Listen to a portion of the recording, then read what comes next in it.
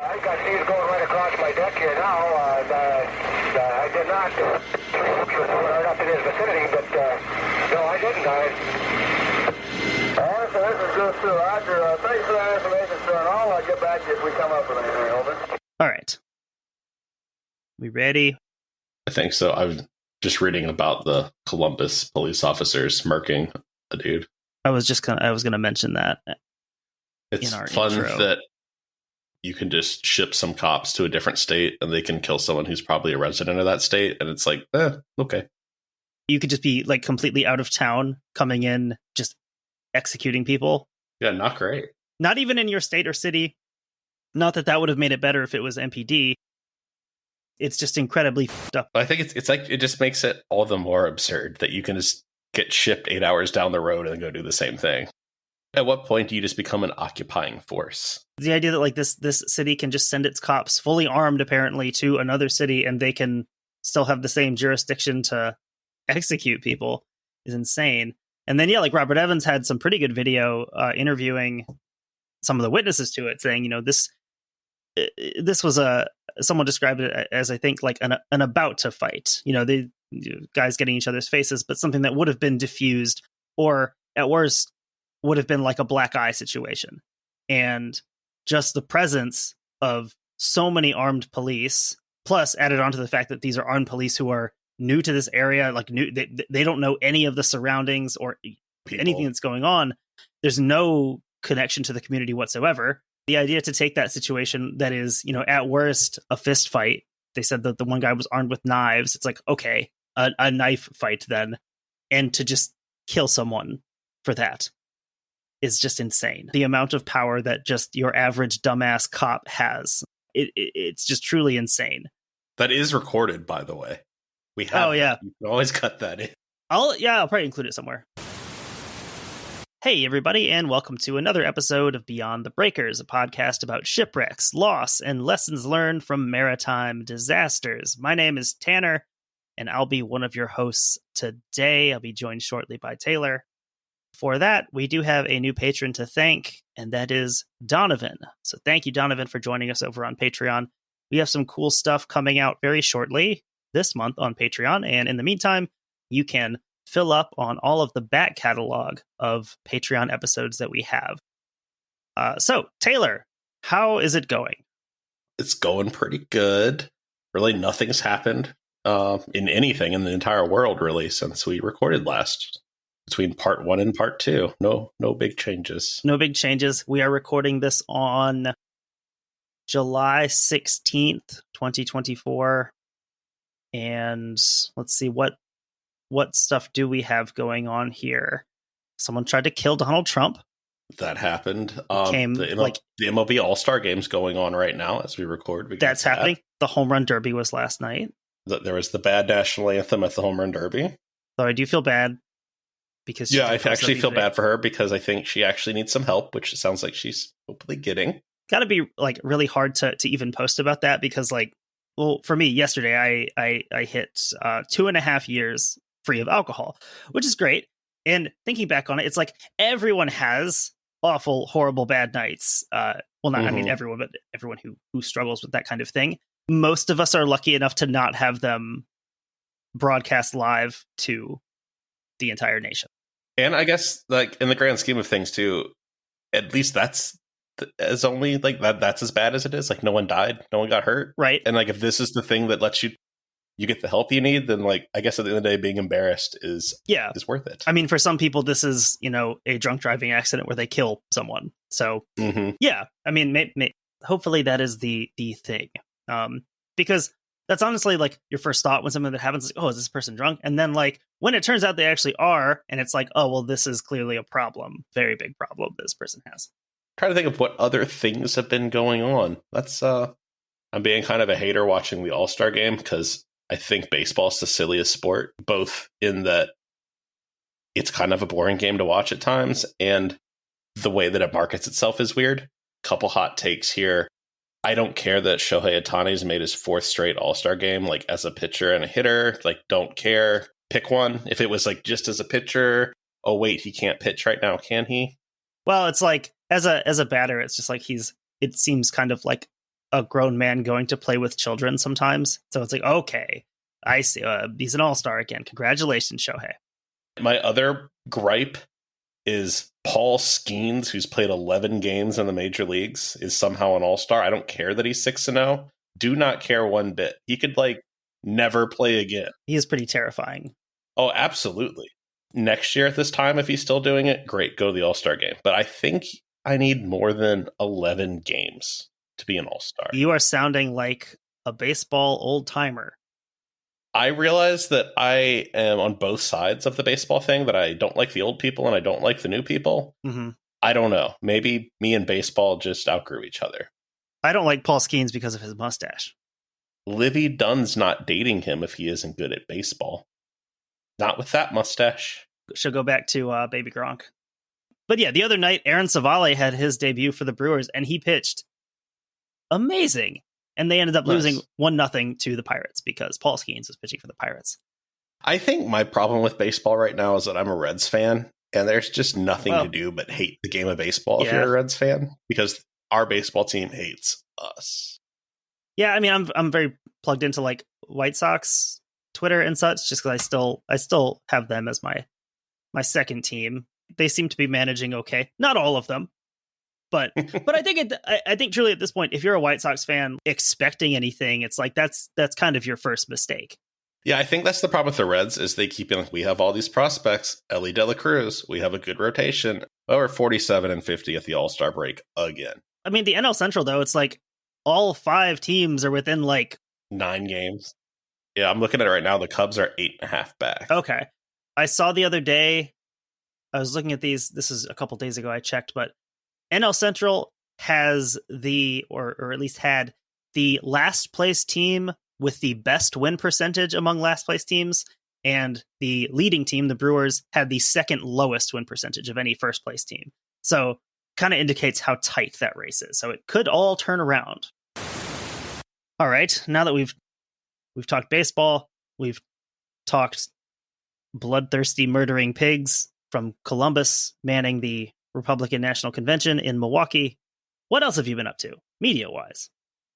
Oh, let's see here. I finished the Cold War's Killing Fields by Paul Thomas Chamberlain. That was really an interesting read.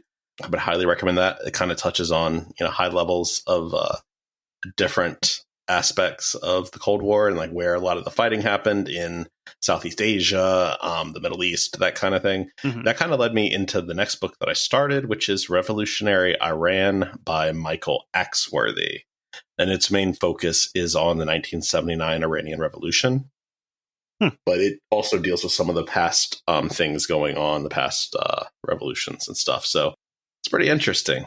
The only other thing is last weekend, I went to a flea market for the first time in years. Did you go to Treasure Isles?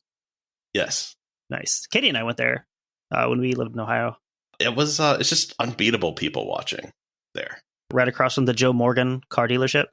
Yes. Yep. Right across from Joe Morgan's Honda. Not far from Touchdown, or formerly Touchdown, Jesus. Yeah. No, it's just down the road. But it was an interesting time. It's a good way to kill a couple hours. What about you? What are you up to? I started into The Conquering Tide, which is number 2 in Ian Toll's Pacific War trilogy. I had read Pacific Crucible a few months ago. Really enjoyed it. It's a very detailed but very readable account of the emphasis is on the naval war in the Pacific. The first about third of the book covers the Guadalcanal campaign and the campaign in the Eastern Solomons, which, like everything with World War II, there's always more to it than I knew about. Mm-hmm. Kind of see Guadalcanal depicted, in stuff like the Pacific or in books or something, and it's just kind of like one episode, and then it jumps to, the next thing. I had no idea how long and drawn out the Guadalcanal campaign was. Mm-hmm. Talking about 6 months of just both sides feeding more and more people into this. And especially at the beginning, neither side really has any clue of how many the other side has.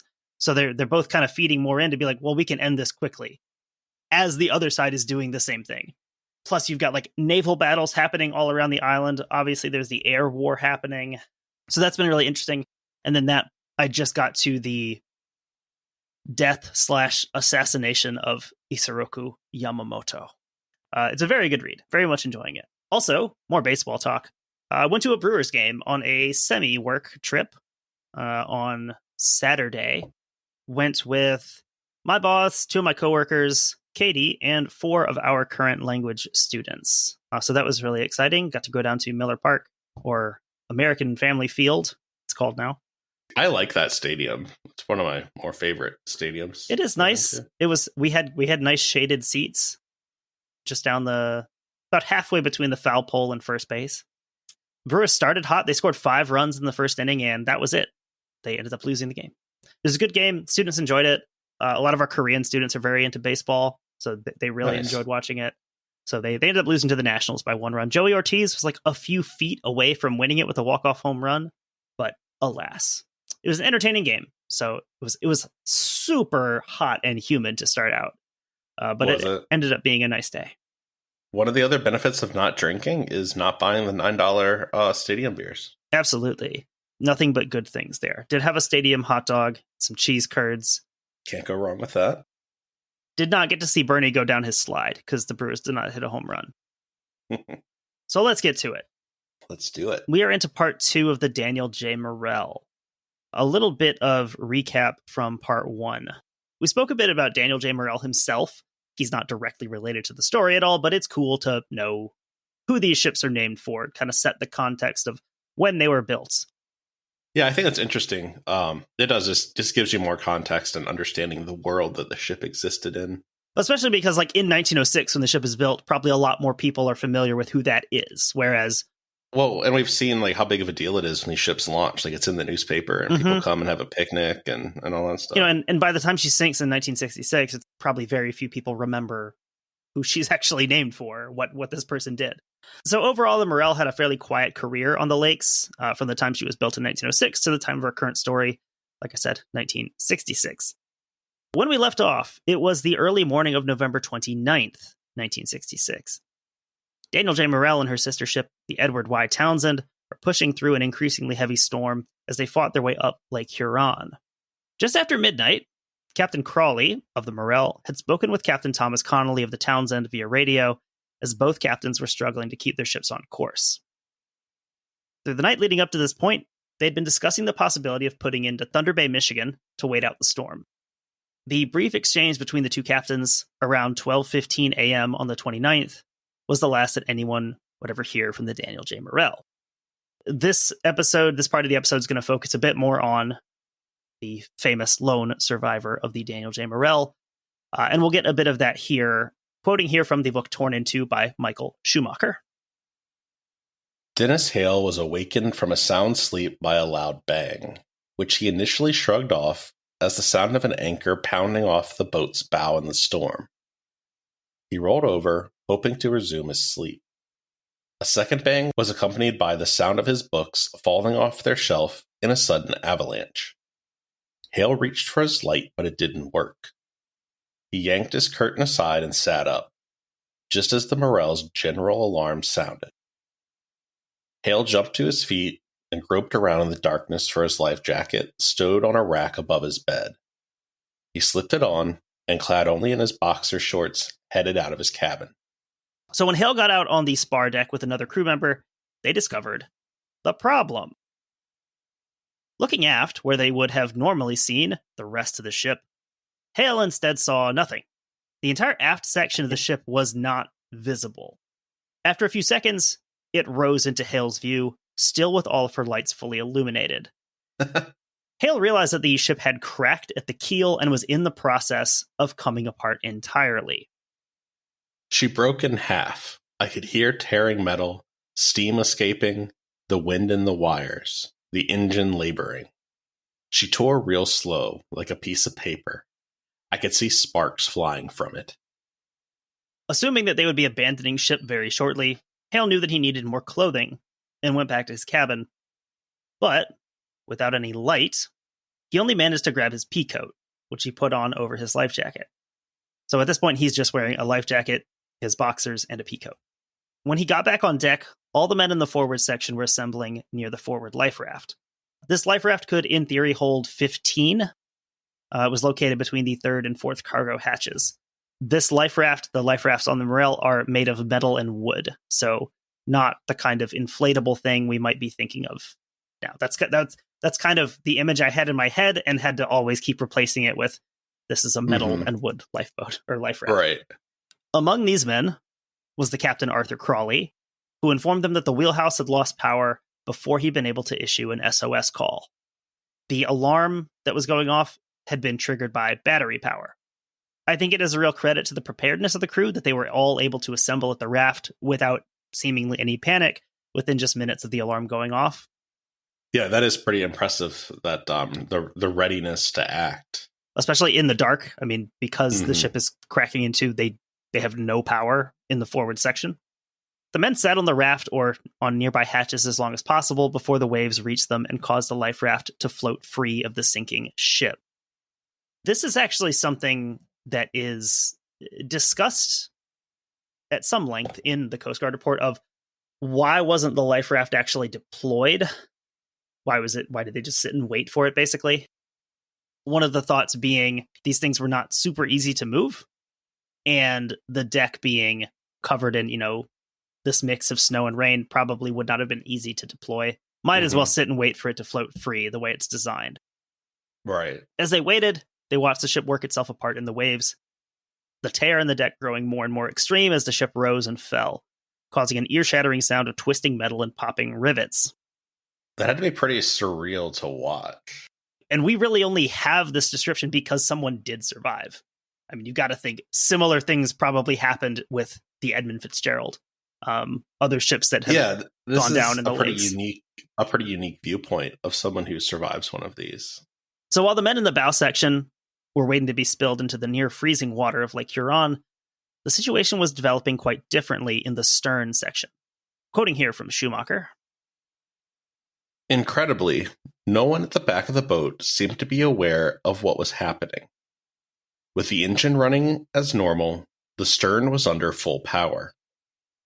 The general alarm cut off when the wiring was severed when the Morrell began to break up. The two lifeboats sat unattended in their davits.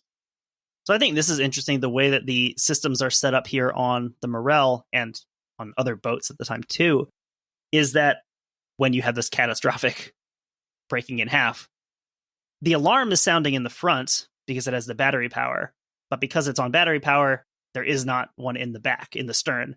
So in the stern, theoretically, they don't know that anything is wrong. Whereas because the power is coming from the stern, they don't have any power in the bow. So each side is without a very, very important element here. Yeah, I feel like you kind of need both sides of the ship. Usually, yes. In Torn in Two, it's even described how the men in the front could see one crewman in the stern section seemingly going about business as usual. Don Worcester, one of the Morrell's oilers, stepped out of the after cabins, holding an oil can and staring forward at the front of the boat.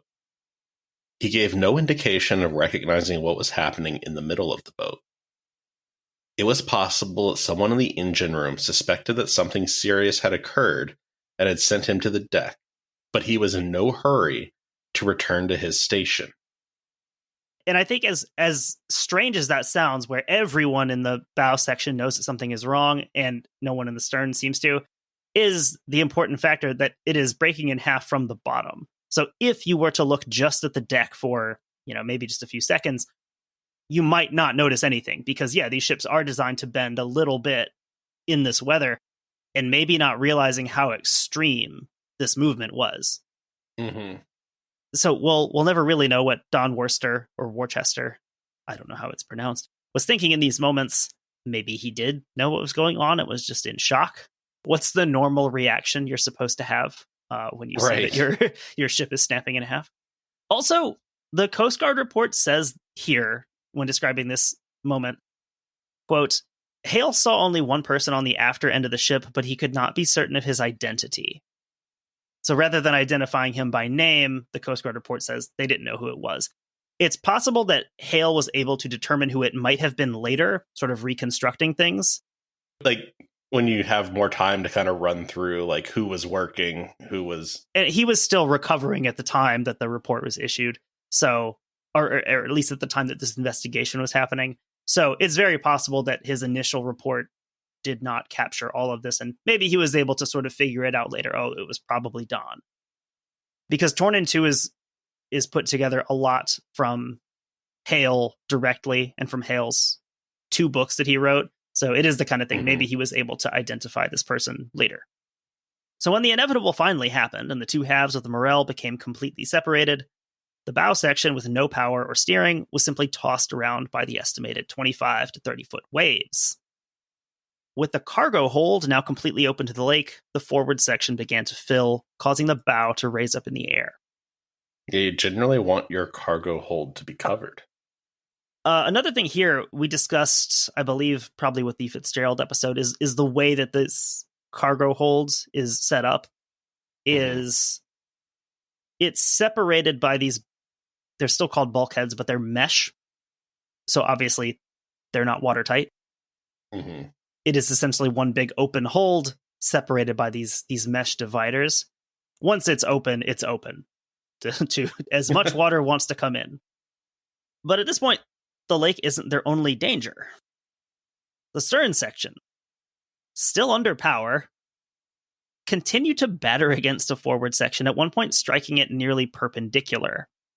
I feel like we have had this happen in a previous story, and I can't remember which one it was. But we've definitely been chased by like the back half of a ship.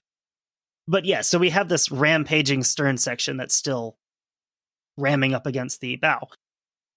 For the men waiting on and around the life raft, increasingly lower in the water, there's a real danger of being crushed by the stern section if it hits them just right, if it runs up the deck on them here. Hale described the feeling of seeing the stern section barreling towards them.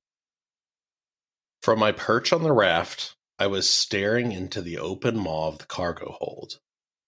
The clouds of steam swirling around the cargo lights were a glimpse of hell, and I felt I was looking into the gaping mouth of a monster that was about to devour me. Before the stern section could crash into them this time around, the men and the life raft were all washed overboard by an enormous wave. Hale sank deep into the lake, struggling to orient himself and to get his muscles to respond in the extremely cold water, estimated at 44 degrees Fahrenheit, which is like 5 degrees Celsius.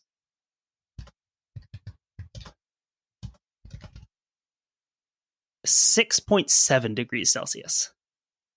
Pretty chilly. Quite cold here in the waters of Lake Huron in late November. Fighting his way to the surface, despite the added weight of his now waterlogged peacoat, he was able to make out the light on the raft floating 30 to 40 feet away. Hale fought his way to the raft, and by the time he reached it, 2 others had already climbed aboard and were able to help him do the same. These are 2 of the Morrell's deckhands, 41-year-old Arthur Stoyak of Buffalo, New York, and 20-year-old John Cleary Jr. from Cleveland, Ohio. At 20 years old, only one member of the crew was younger than Cleary. That was 19-year-old coal passer David L. Price, who would ultimately be lost with the stern section. None of the 3 were particularly well dressed for the occasion of spending any extended amount of time on the life raft in these conditions. Hale had his, now somewhat famous combination of his boxers, peacoat, and life jacket. Arthur Stoyak was wearing a life jacket over his pajamas. John Cleary was clad in jeans and a sweatshirt under his life jacket. So, another thing here, all of the men who do assemble on deck do have their life jackets. So that is, I guess, one positive you can see from the assembly also. So everyone here is wet at this point, right? Everyone's been in the lake. Yeah, everyone's been in the water. That is not a lot of protective clothing.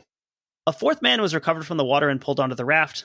This was Charles Fuzzy Fosbender, the wheelsman who'd been on duty in the pilot house when the ship broke up.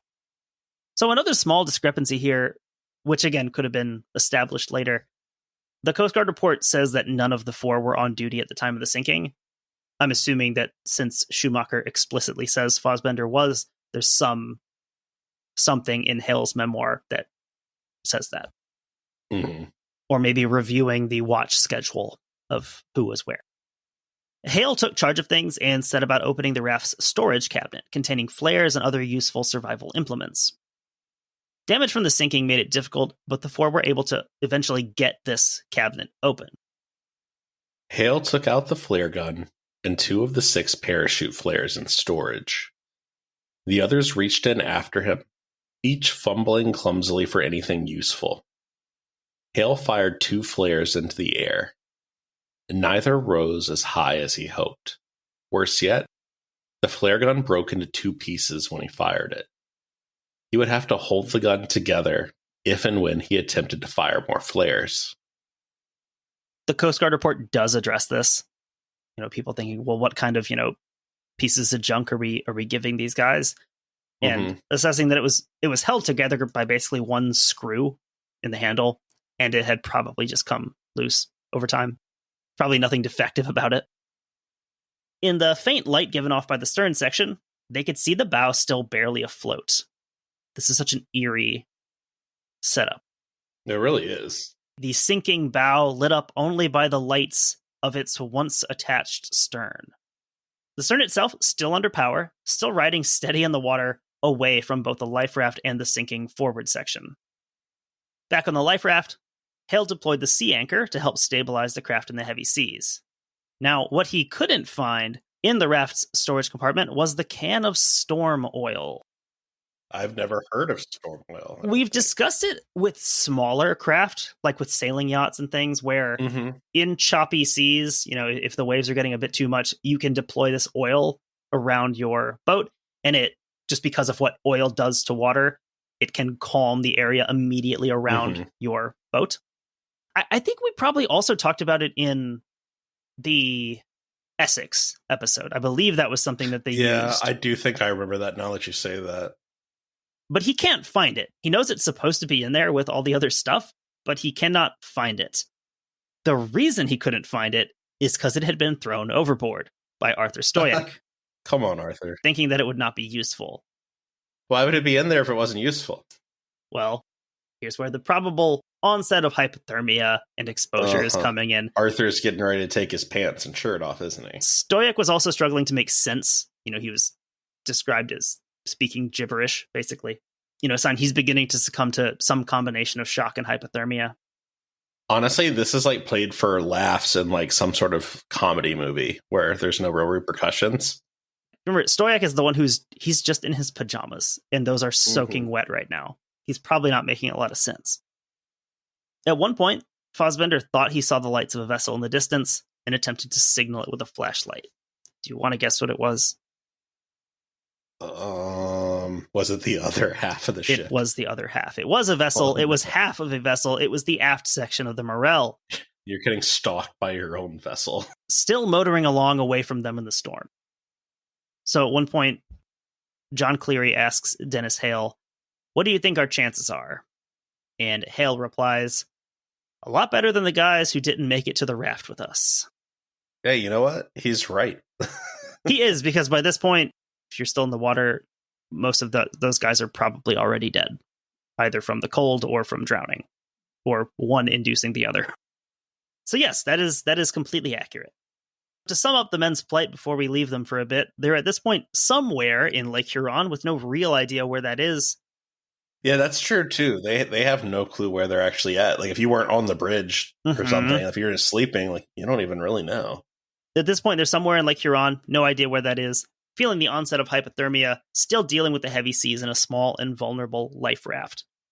Something that was mentioned by Hale is that, as they're assembling on the life raft before the ship has actually broken apart, that Captain Crawley commented, "I never should have brought the ship out in this weather. We shouldn't even have been out here." And I think that's probably a natural sentiment to have at that point. But at the same time, I don't think you can read too much into that. I think he's doing the job that he has always done by taking it out in this weather. He's got to get it to where he's supposed to go. Sure, I think once everything starts going wrong, it would be natural to say, well, we shouldn't even be out here. That makes a lot of sense. So, search and rescue efforts. One of the first people to grow concerned about the status of the Daniel J. Morrell was Bethlehem Steel's Great Lakes Steamship Division Chief Dispatcher, Art Dobson.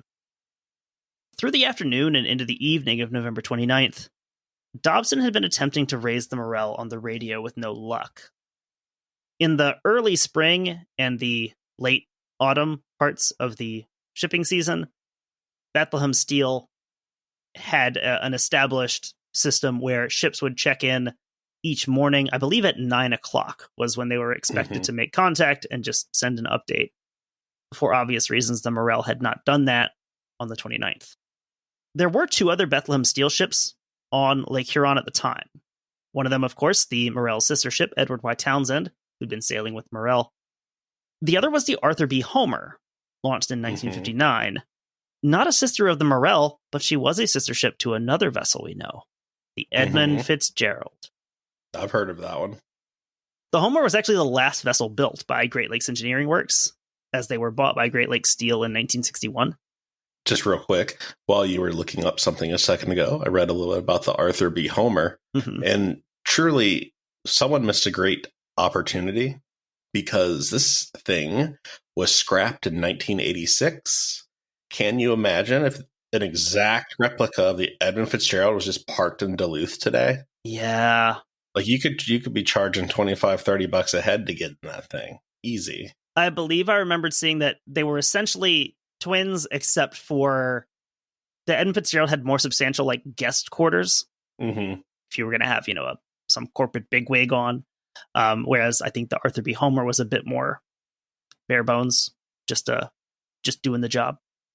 It's kind of funny, like you think about like the Olympic, like, oh, it's such a shame that the Olympic was scrapped. Like, wouldn't that have been cool? And kind of the same thing here. Like, it's a exact copy of one of the most famous ships in the world, and we lost it, unfortunately. So Art Dobson, the dispatcher, he spoke with captains of both ships, and they both speculated that the Morrell's radio equipment was probably damaged in the storm. I feel like that's reasonable. Like, your first thing isn't it sank. And technically true. Yeah, it's true. Along with every other part of her. Dobson also contacted WLC, the Marine radio station operating out of Rogers City, Michigan. Shout out to the Carl D. Bradley. Rest in peace. They were constantly monitoring AM and FM bands, and they had heard nothing from the Morrell. They did add that the AM transmissions were affected by the heavy snow for most of the time that the storm was raging, so they didn't really expect to get much on that band from anyone. The following morning, November 30th, the Daniel J. Morrell again failed to make her required morning report. And at this point, the Edward Townsend had reached Lime Island in the lower St. Mary's River, the approaches to Sault Ste. Marie at the top of Lake Huron. The Morrell had been sailing about 15 to 20 miles ahead of her, so all things being equal, she should have beaten her there. Right. Even if she had been knocked off course, she should not have been this far behind. So just after noon on the 30th, Bethlehem Steel notified the U.S. Coast Guard Rescue Coordination Center in Cleveland, Ohio, that the Daniel J. Morrell was overdue and possibly in distress. It's interesting just how long it's allowed to go because they just don't have any reason to think that there's a problem. Truly, there is no like instant, alert that there's a problem. Yeah, especially knowing, like, if you've read the story, reading back through this, it's like you know how fruitless this search is going to be in terms of recovering people. It kind of reminds me of the Milwaukee, in a way that after a couple hours, people are like, well, that's weird. It hasn't shown up. And it's 3, 4, 5 days later, they start finding lifeboats with bodies. That's pretty wild. So, by this time, there's probably not a lot of optimism of recovering survivors if the Morrell had indeed gone down. The last communication with her had been 12:15 a.m. on the 29th. She hadn't responded to a call from the Edward Townsend about an hour and a half later. So again, if that's when she had sank, then there's not really much hope of finding anyone alive here. Mm-hmm. Not long after this call from Bethlehem Steel, less than an hour, according to Mark L. Thompson in Graveyard of the Lakes, the Coast Guard got another call. This one from the freighter G.G. Post, about 8 miles north of Harbor Point, Michigan. The crew had sighted a body floating in the water, wearing a life jacket stenciled with the name Daniel J. Morrell. By 4 p.m., Coast Guard search efforts had located additional bodies in the water, as well as one life raft washed ashore about 15 miles from Harbor Beach. From that life raft, they would recover the only survivor from the Daniel J. Morrell, 26-year-old Dennis Hale. So this is a weird story to read about, especially kind of the way it's presented chronologically in Torn in Two, just naturally. It is very, like, choppy. Because by the time the Coast Guard is notified that something is wrong, it's only like an hour before they start recovering bodies. And then a few hours before Dennis Hale is recovered. And so that makes it sound like everything happened super fast and close together, ignoring the fact that Dennis Hale's been in this lifeboat for like over a day and a half. Yeah, I think everything happened quick once it happened.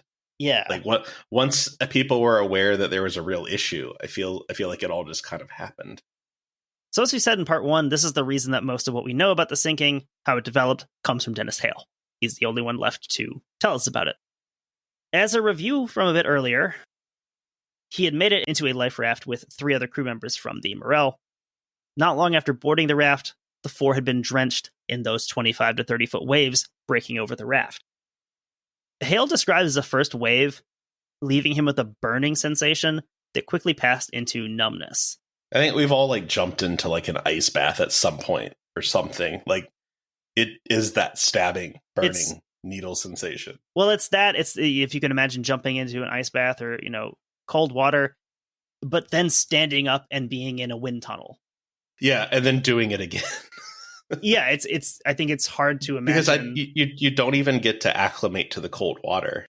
You have none of the gear that you need for this. You're soaking wet, and you're in gale force winds. Probably not feeling anything for very long. The light on the raft was also knocked out, leaving the men in total darkness as they tried to keep each other warm and awake. Quoting again here from Michael Schumacher. Hale's mood swung from supplication and prayer to a desire to die and have his suffering come to an end. His bare legs had lost all feeling. He tried to help his circulation and generate warmth by stretching and moving his legs and ankles. He put his hands in his mouth to keep them from cramping or freezing. He urged his crewmates to stay awake. The storm eventually broke, and the snow stopped, as the waves returned to less imposing heights. After sunrise, it was still overcast, leaving the men cold and under threat of continued rain or snow. Soon after daybreak, Hale observed that John Cleary's condition had drastically deteriorated. He appeared pale, and he was foaming at the mouth. Hale recalled poking Cleary, who was lying face down on his stomach, and asking, "John, are you all right? John, wake up, man, are you okay?" After continued attempts to wake him, Hale accepted that Cleary had died during the night. Arthur Stoyak was curled up to Hale's left. While trying to wake him, Hale found him dead as well. This reminds me of the Essex a little bit. A little bit. I mean, the idea that if someone goes to sleep, or you go to sleep, you might not see them again. Well, and also, in a lot of these type of situations, the order in which this happens can be important, because if the first person to go is actually the person who's mentally the toughest, that hurts a lot. Everyone you lose probably makes it a little harder to keep going. You've got to be pretty mentally tough to make it through that situation, watching the 3 other people in your boat die.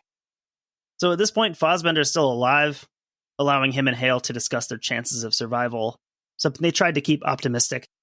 You talk about family, you talk about food, you talk about being warm. Just about anything. Probably stupid stuff. You know what I mean? Anything that help you get through the next 5 minutes. Schumacher brings up similarities to the story of the Carl D. Bradley here. The Bradleys' 2 survivors had been rescued from a raft not too different from this one, and they'd been picked up in the middle of the following morning after their boat broke apart in Lake Michigan.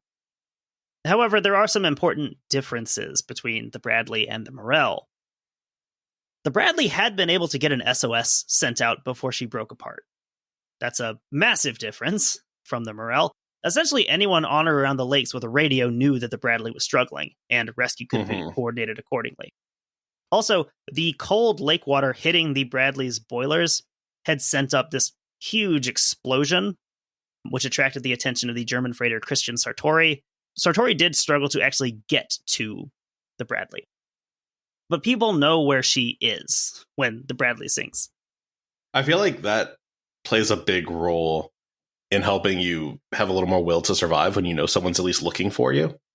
In that situation, even, I believe it's the Sartori who does actually make it to the wreck site, but by that point it's too dark to really see anything. So they sort of steam past the survivors in the raft, but there's no way that they can see each other or that the Sartori can see the survivors.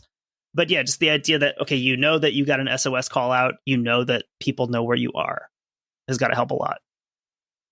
Another complication here in the case of the Morrell's 2 survivors up to this point, Fassbender had suffered pretty serious injuries to his chest and shoulders during the sinking, and he was in need of medical attention beyond just treatment for hypothermia.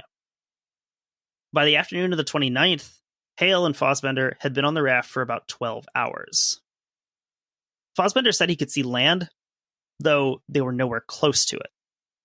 God, that has to be kind of a sinking feeling if you're Hale, like watching this happen again. Well, they also describe the way that they're oriented in the raft and just the fact that they're freezing, they have no energy, is that they're sort of facing opposite directions. And so Fassbender says he can see land, and Hale can't even really turn around to look for himself. At this point, even sighting land wouldn't necessarily have solved their problems. Mm-hmm. As quoted in Schumacher, "We had oars, but we didn't have the strength to row. We were frozen and cold. They would have been in a similarly bad shape even if they reached land. In the event that the raft was beached on shore, both men were too weak to walk any great distance. They would still have to be discovered." Near sundown, Fassbender noted that the boat was approaching the shore close enough that he could see rocks in the shallow water. "Maybe someone will see us," Hale offered. "Well, they better hurry," Fassbender replied feebly, "because it feels like my lungs are filling up." Hale suggested that Fassbender try to hack out some of whatever was clogging his lungs. He tried, but it didn't work. He'd pulled himself up for a better look towards shore, bracing himself with one hand on the deck of the raft and the other on Hale's leg. "I'm going to throw in the sponge." He made one final attempt to cough, then collapsed lifeless into Hale. That factor there, talking about, Fassbender even says it feels like his lungs are filling up. And several of the... Is this like the dry drowning thing? I guess that's what you would call it. But the autopsies on a lot of the men, even the ones who are recovered in the lifeboats, some of them are listed as having died from drowning, and this is sort of why that is, instead of just exposure. Mm-hmm. We're going to do a bonus episode focusing more on Hale's time in the lifeboat, because there's a lot to that. His time in the life raft, a lot of his personal recollections of how did he get through that, what did he experience. So I do want to spend more time talking about that. And one thing I do remember that I'll mention here is him having to do all of this. He has to spend quite a bit of time in this lifeboat with 3 of his dead crewmates, as ice and snow is building up on them. And just the little things that he would do, little things like just knocking ice off of John Cleary's coat or, off of his clothes. There's some very intense moments in that story. Yeah, I would imagine that would be a very interesting discussion. So we'll spend some time with that on the bonus episode that we can record for July. The raft grounded shortly after, but Hale now faced the prospect of another night out in the open raft, already suffering from hunger, fatigue, thirst, and frostbite, and now completely alone among the bodies of his 3 dead shipmates. The timing of this, I know we say this a lot, but it feels like a movie in the sense that like the last guy dies and then you hit land and you realize like, well, I have a whole new set of problems now. Hale attempted to shout for help, but got no response. He doesn't exactly have the strongest voice at this point. Mm-hmm. And he fired his last flare in desperation. If I remember correctly, he can see a house from where he is, but it doesn't seem to be occupied at the time. Or if it is, they're not noticing anything he's doing. And I guess, I mean, for him to get to it, that house might as well be 50 miles away. Mm-hmm. So Dennis Hale has told the story of his time alone on the life raft a lot, including in his 2 books. It features some of the most harrowing psychological drama you'll read about from his shipwreck, an account that a lot of shipwreck sailors have probably experienced, but very few have survived to actually write about. Yeah, I would say like what this lacks in the amount of time, it more than makes up for by the weather conditions compared to something like the Essex. Mm-hmm. There's just so many more immediate threats in this story. Yeah, I mean, I think about like someone like a Henry Hudson cast adrift in his boats and probably experiencing a lot of the things that Dennis Hale experienced, but we'll never know about it because he didn't survive. The full account, like I said, will be in our bonus expansion episode on the Morrell at the $3 level. It's depressing, but at times very touching accounts that I'd like to just spend more time on instead of cramming it in here. So with the search and rescue efforts out in full force, a Coast Guard helicopter sighted Hale's raft around 4 p.m. on November 30th and landed on the water near his position. By this point, Hale's in pretty bad shape and in all likelihood would not have survived another night. I figured maybe through the next night that I would freeze. It was really cold. It iced all over the boat. I was hoping to die. I was in terrible pain. One thing that is credited with helping Hale to survive is just his build. The fact that he was a bit of a bigger guy. That Midwestern build comes in handy for surviving these type things. Exactly. Never know when you'll need it. When 2 Coast Guardsmen reached the raft, Hale was too weak to move on his own. So obviously he can't even roll over in this raft. So of course he's not going to be able to walk to a house. He was only able to repeat, "I love ya, I love ya, I love ya," to his rescuers. Again, very Midwestern. I also love how genuine that response is compared to what you'd get in a movie, like some like witty one-liner. Like that would be me. I'd just be stammering like whatever's in my head. What took you so long? But no, that's very cool. That's a very cool part of the story. With the loss of the Daniel J. Morrell confirmed, all available assets were employed to assist in the search for the wreckage, bodies, or the very low probability of more survivors. I'll insert this here. This is as good a place as any. We mentioned a little bit ago that the Edward Y. Townsend reached Lime Island to refuel. No additional problems. They were battling the storm, but they made it where they were trying to go and wondering where the Morrell was. Where the hell is the Morrell? So while they're doing that, they wanted to take a look at the ship and see how she stood up to the storm. These are old boats, so they're going to take a battering sometimes. So I'm going to quote here from Torn in Two. And this is when the Townsend is at Lime Island. Mm-hmm. There was more troubling news the following morning. The Townsend had reached the St. Mary's River and the Lime Island fueling station. And while refueling, Captain Connolly had discovered a crack on his boat's spar deck. Well, that's not good. He radioed Dobson, that's Art Dobson, with the news, saying that the Townsend would be docked until further notice. Dobson, who had not heard from the Morrell for yet another scheduled reporting time, knew that something serious had happened. So that detail at this point is kind of just a supporting detail, but probably as time goes on, that is going to loom larger in people's heads. Mm-hmm. Because that is very, very important. Because these ships were built the same time, for the same company, with the same materials. And this ship has suddenly developed a pretty noticeable crack. And her sister ship is nowhere to be seen. That's what we call less than ideal. So in part 1, when you referred to the Townsend being the superior ship because she was built in Superior, might be accurate, if only slightly. I like ships that don't sink. So quoting here, I've got another quote here from Torn in Two talking about the Coast Guard search. Commercial freighters were asked to stay alert for bodies and wreckage in the water. Coast Guard stations from all around Michigan joined the search. Harbor Beach sent 2 small boats to look for victims or survivors. Stations in Port Huron and Saginaw River sent boats. 2 helicopters from Detroit flew up, while Traverse City kicked in 2 helicopters and 2 fixed-wing aircraft. 3 large Coast Guard vessels, the Acacia, Bramble, and Mackinac, rushed to the area. The U.S. Coast Guard Rescue Coordination Center designated the Mackinac as the scene commander. As these vessels conducted their searches, they also battled weather little better than what the Morrell had been fighting, including gale force winds and blizzard-level snowfall.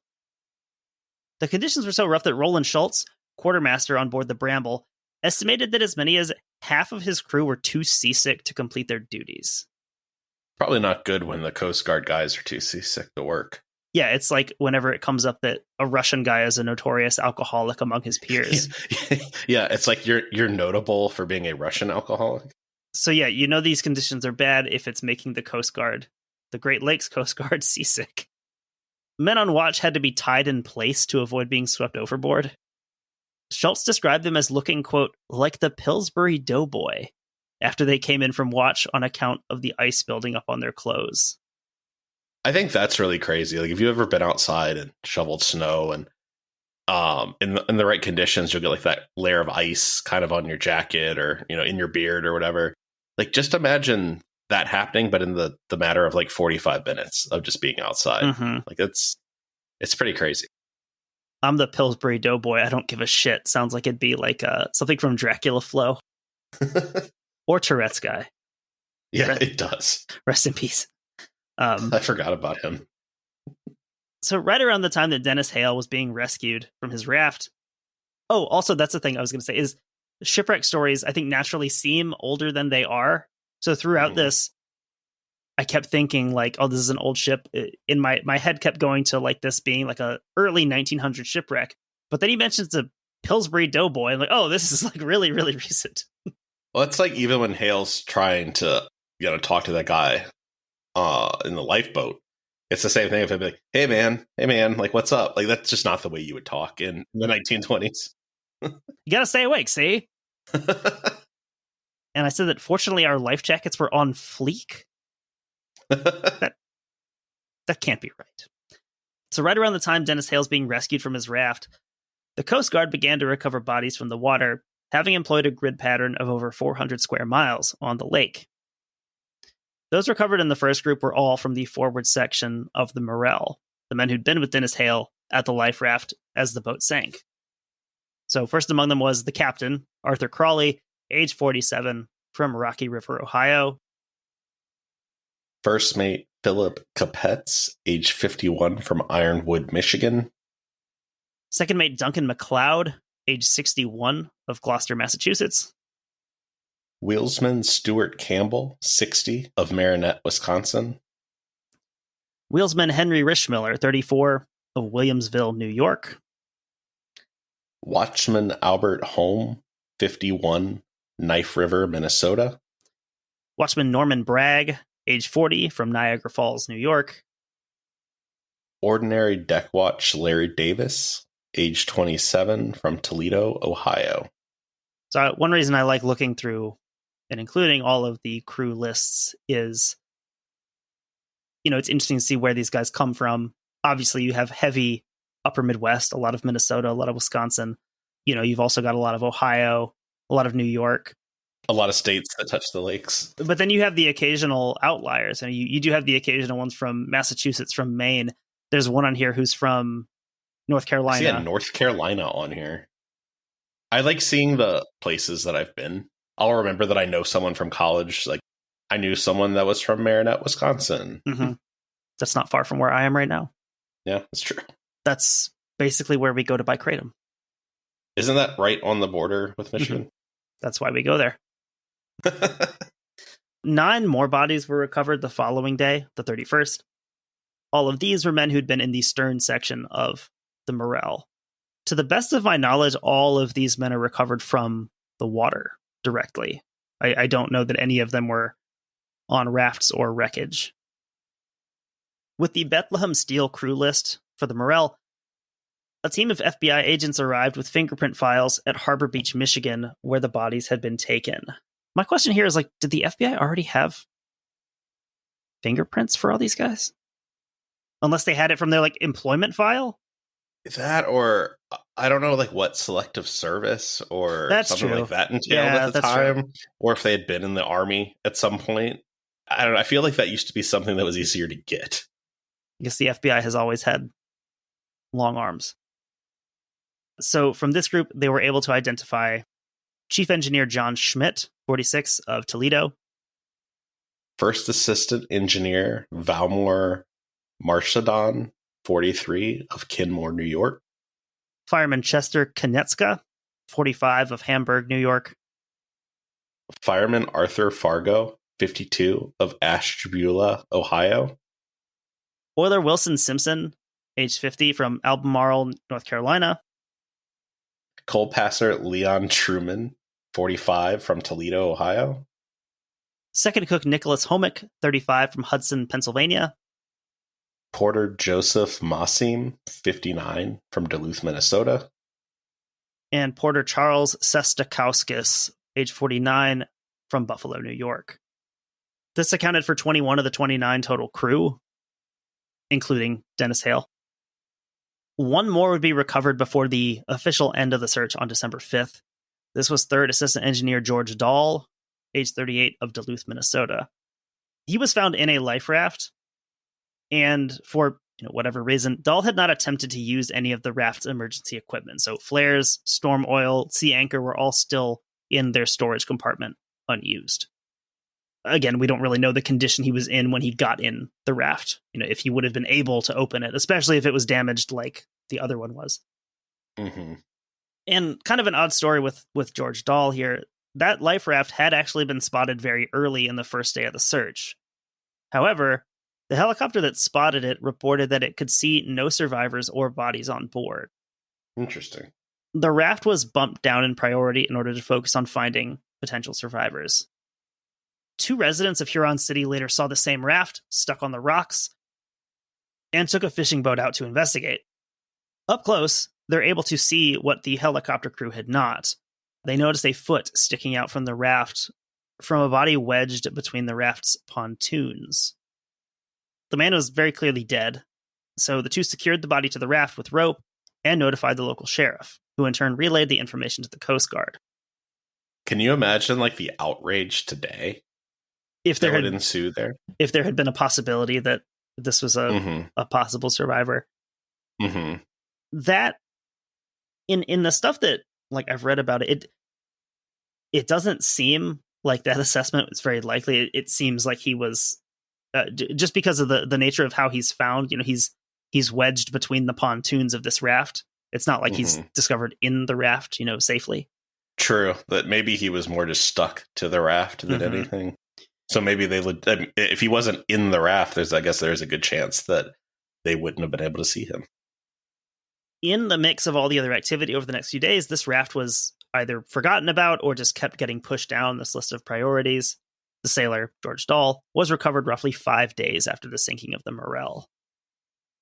After the official search was called off, there was still a trickle of bodies and wreckage being discovered. Coal passer Severio Grippi, 53, of Ashtabula, was recovered on December 10th in Tiverton, Ontario. He would be the last man recovered that year. That is one of those haunting Great Lakes statements. He would be the last man recovered that. Yeah, especially these earlier on shipping seasons where legitimately once things start to thaw out in the spring, it's like you have this new flood of bodies from all the ships that sank the previous season. Yeah, I mean, imagine that being a thing of almost having body season. On January 6th, this is now 1967, the stern section of the Morrell was positively identified by divers from the Coast Guard cutter Bramble. It was sitting in just over 200 feet of water on a heading of 320 degrees, settled, quote, appreciably into the mud with a slight port list. The forward section was not located by the time of the report, which gives you some indication of how far apart they are. Because if we remember, the stern section had kind of just steamed away from the rest of it.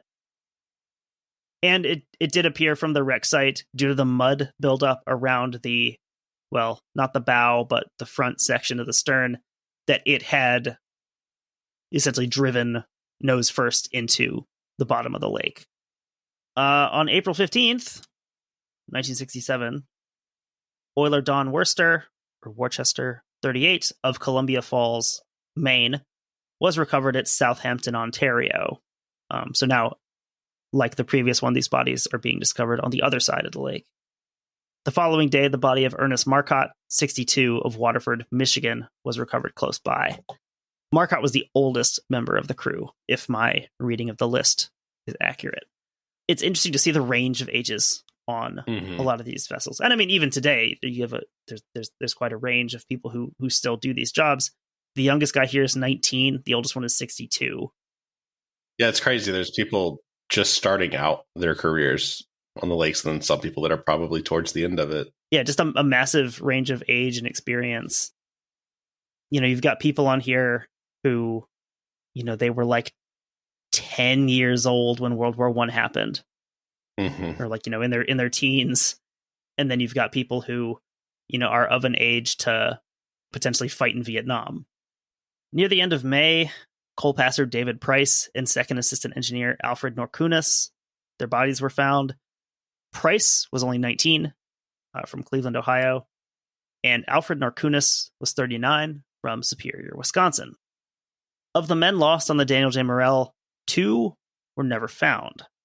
One of these was steward Stanley Sutlawa, age 39, from Buffalo, New York. And the final one, 21-year-old deckhand John Rowe, from Erie, Pennsylvania. Rowe is the crew member who had driven with Dennis Hale to catch the Morrell in Detroit when they had missed it in New York. Yeah, that's wild. Yeah, I'm sure that he had to deal with like some survivor guilt and things like that, but just like the randomness of you being the only one. So getting into the findings and recommendations from the sinking of the Daniel J. Morrell. So this is an interesting time for shipwreck investigations because this is right when the NTSB is being established as an independent agency. So to my knowledge at this point, they're not really sending out investigation teams as they would do today with like a plane crash or something. They did grow out of, you know, air accident investigations. I think they had been around in some form since like the 20s. I feel like the air incidents is where they really got their teeth. And so here, like you see their name on the reports and on some of the recommendations, even though it's the Coast Guard, I believe, who is conducting the actual investigation. Sort of just sharing notes with the NTSB. So there's an attachment to the report listing the NTSB's recommendations for action, part of which we will quote here. The board finds the cause of this accident, with attendant loss of life, was a structural failure of the main hull girder amidships, which caused the vessel to break in two and both sections to sink. Factors which are considered to have contributed to this structural failure are high longitudinal stress on the hull girder due to height and wavelength of the seas, limited original design section modules for a vessel having such a large length to depth ratio, use in the original construction of the vessel of steel, which is highly notch sensitive at the low atmospheric and sea temperatures experienced, a notch in the structure which was the nucleus of the initial fracture, low cycle stress fatigue, steel of high transition temperature characteristics, relatively susceptible to brittle fracture.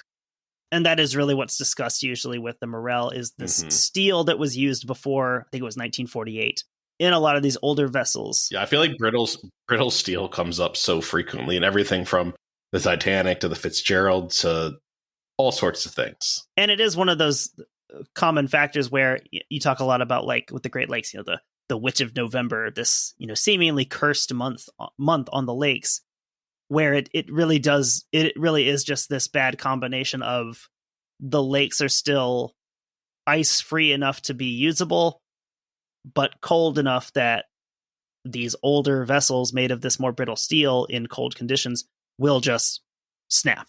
And I mean, apparently it doesn't even take cold weather. Look at what just happened with the Mishpicotton I don't even think we know exactly what's happened there, but it sounds very familiar that metal fatigue could be part of it.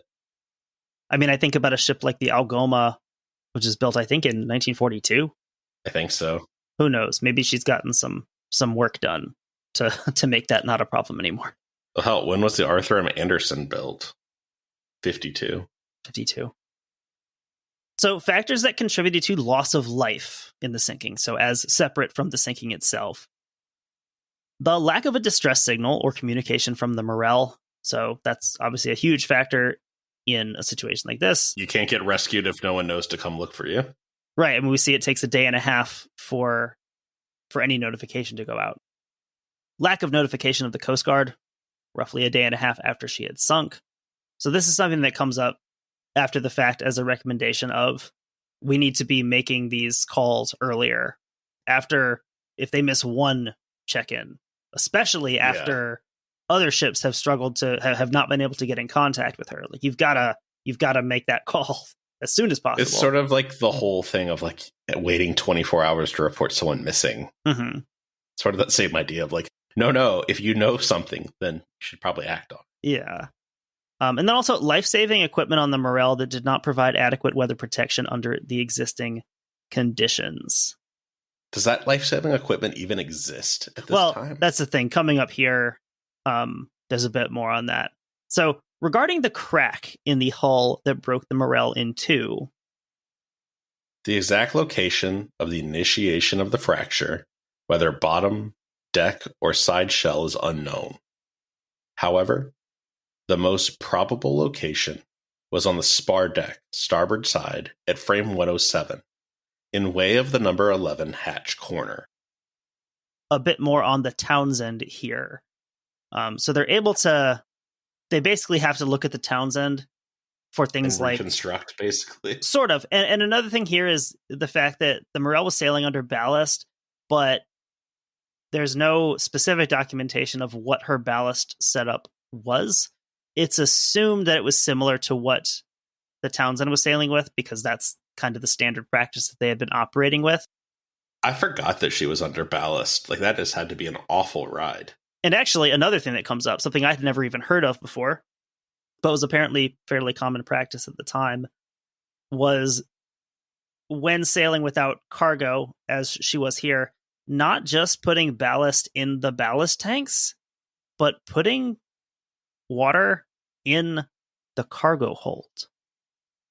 Interesting. Yes. Flooding yourself. Interesting is what the Coast Guard said about that. Doing the thing that you're literally trying to not do when you have cargo? Yeah, so one thing that's mentioned in the Coast Guard report is, I forget if this was technically an NTSB recommendation, encouraging maybe more education for ship captains about the things like the free surface effect and how this could potentially be putting stress on your vessel in excess of, anything you would be experiencing otherwise. So maybe don't do that. Again, that wasn't necessarily listed as a factor in the sinking of the Morrell, but just something that probably shouldn't do this. Yeah, best practices would say don't flood your own cargo holds. Yes. And again, not like filling the cargo hold, but just a little bit, just like a few feet of water. But still, it's like that sounds pretty troublesome if it starts sloshing around. That free surface effect. Regarding that life-saving equipment, there is a section of the report that addresses that. The life-saving equipment on board met the requirements of the federal regulations, and there is no evidence to indicate that any person lost his life due to faulty or improperly maintained life-saving equipment. However, under the circumstances that existed at the time of the sinking, the lifeboats and life rafts aboard could not be used properly to save lives. So yet another story where, no, the lifeboats cannot be deployed, but even if they could, it would essentially be a horse apiece, because they're not really going to protect you from anything out on the lake in these waves. You're in just as much danger in the lifeboat, essentially. Yeah, like you literally need like the survival pods like they have now where it's covered. Yeah, so kind of the issue here being saying, hey, like there was no one was in violation, nothing was being poorly maintained. It's just that the standards at the time, the existing widely issued technology just was not there. No amount of proper use here would have saved most of the people who ended up dying in this sinking. And I mean, really, the fact that Dennis Hale does survive, you kind of just have to chalk up to a combination of luck and just physical composition. Yeah, I mean, I think some of that is, it probably comes down to your body and genetics. Another factor, he's right in the wheelhouse here. Dennis Hale was 26 when this happened. Yeah. So he is... I feel like he's in that, like, 16 to 40 range where you're, like, good to go in these scenarios. So, yeah, I mean, that is another huge factor, is simply age. What can your body tolerate in these conditions? Mm-hmm. Because as we saw, a lot of the people, just succumb to the elements, even those who did get on the raft. I know, like with like the Marine Electric, the guy that survives and writes the book eventually, or helps, write the book. Part of the reason he survives is he happened to be wearing, I think it was a wool sweater. Mm. And wool just happens to be like one of the better natural fibers, I guess, to be in the water with. And the same thing as like here, where that guy said, like, he always was carrying an extra 15, 20 pounds. And in this case, it probably saved his life. Mm-hmm. Another thing here, there is one more casualty to this story. Mm-hmm. And that is the Edward Townsend. Oh, no. So while the Townsend did make it safely into port, the discovery of that crack very quickly got the attention of the Coast Guard, who sent some people to check it out and immediately pulled all of her sailing papers, her certifications and whatnot, saying, we need to get this looked at because, this doesn't look very good. And you saw what happened to your sister. And we don't trust you to not do it yourself. So the Edward Townsend also would never sail again. This would be the last voyage of the Edward Townsend. I think repair was probably out of the question at this point, especially with such a potentially catastrophic fault in the structure of this very old vessel. I didn't include it here, but I believe she was eventually sold for scrap to a French salvage company. And as she's being towed across the Atlantic, I think very shortly after entering the Atlantic, she sank. She broke apart and sank. So ultimately, kind of achieving the same fate as her sister, just with less or zero loss of life. Mm-hmm. It's funny that there's a lake freighter just sunk in the middle of the Atlantic. Yeah, I forget exactly where she's at. I think it was like not that far out of... Feel like it was like New Jersey or New York or somewhere. Like I vaguely remember this. Oh, she actually sank not that far away from the Titanic, off the coast of Newfoundland. She sank in October 1968. That's wild. Also, I don't like how it says on the way to the scrapper, because it looks like on the way to the crapper. So yeah, I mean, the Morrell, I think, is an interesting one that we've had on our radar for a while. Mm-hmm. Not one that I knew about before we started the show, but one that very quickly comes up and you hear about it whenever you read about the Fitzgerald or any of these other ships that break apart on the Great Lakes. So I'm glad we have finally covered it in some detail. And I look forward to the bonus episode to flesh out a bit more of Dennis Hale's individual story. Absolutely. Yeah, this is a good one. I'm glad we did this. It's been nice to be hanging out in the Great Lakes here for a little while. Also, I'm going to be putting a link to a GoFundMe in the show notes. This is a GoFundMe for Mohammed Al-Bardini, who is a hospital volunteer in Gaza. As of right now, his GoFundMe is at 5,762 out of 10,000. So inching forward, I've contributed a little bit to his, technically some of that coming from my sweet Beyond the Breakers Patreon payout. But yes, so hopefully we can get that up, whether you can give $5 or $10 or $50 or $1,000, whatever you want to give. Those are very important for getting people to safety. Muhammad, has a family as he's trying to survive, but also as he's volunteering his services in the crippled hospital system in Gaza. So I'll be posting that. So if you can give anything, if you can contribute to Muhammad's GoFundMe or anyone, there's literally thousands of people who are in need. So whatever you can do to help people out would be awesome. Absolutely. And with that, we'll sign off and we'll talk to you sometime next week.